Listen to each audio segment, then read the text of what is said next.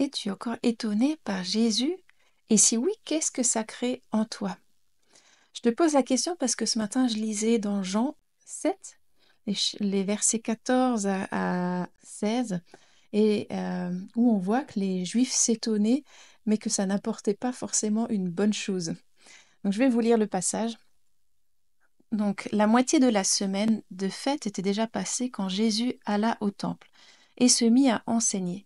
Les Juifs en étaient tout étonnés et se demandaient comment peut-il connaître à ce point les Écritures sans jamais avoir étudié.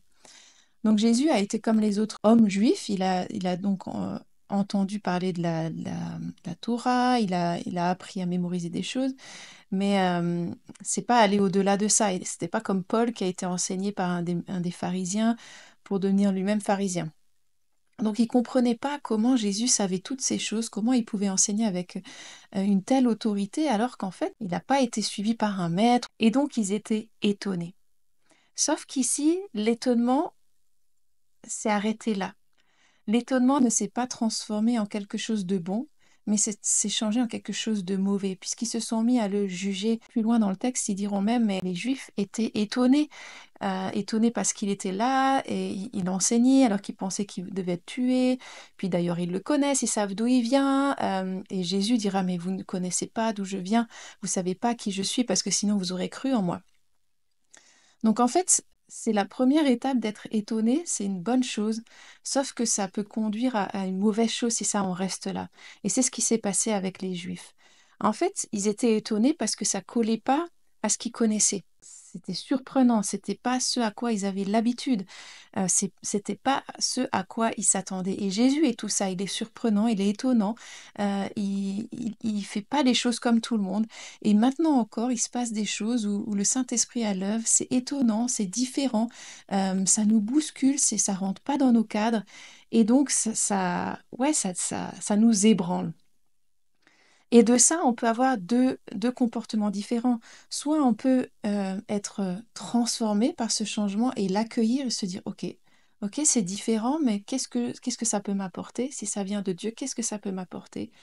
Ou alors, on peut faire comme les Juifs ici, et ça va apporter un jugement. Et on va se dire, non, ça colle tellement pas à ma conception des choses, c'est trop différent. C'est qu'il y a un problème, c'est que ce truc-là, ou cette personne-là, ou Jésus, là, dans ce cas-là, non, c'est lui le problème. Donc je crois que ça doit nous parler aujourd'hui pour savoir comment nous on se situe. Est-ce qu'on se laisse encore étonner par Dieu? Et dans ce cas-là, est-ce qu'on se laisse toucher par lui? Est-ce qu'on accueille ce changement? Est-ce qu'on se dit, OK, je comprends pas tout, je ne sais pas tout de toi, Seigneur, mais je veux apprendre et montre-moi. Je suis prête à apprendre même ce qui est nouveau, même ce qui est différent, même ce qui colle pas à mon cadre, et peut-être fait sauter mon cadre, élargit mes limites, parce que je veux pas te limiter. Ou est-ce qu'on est comme ces Juifs à se dire non, non, là, c'est trop différent, je comprends pas. Et puis moi, j'ai tout compris. De toute manière, je connais Jésus, et ça colle pas.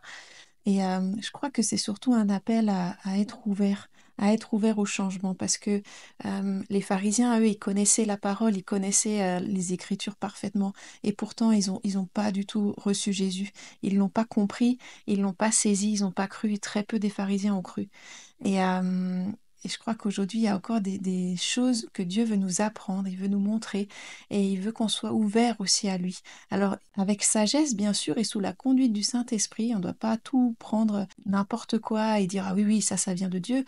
Bien sûr que non, c'est pas ça que je dis, mais vraiment se laisser encore étonner et ébranler dans nos cadres et se dire, ah ben là, je lis ça, je vois ça dans la Bible, je vois ça autour de moi, des gens qui t'aiment tellement. Ben, Seigneur, montre-moi, parle-moi. Je veux être étonnée et pas être dans le jugement, mais je veux être étonnée et changer et transformer, être ouverte à ce que tu veux me dire.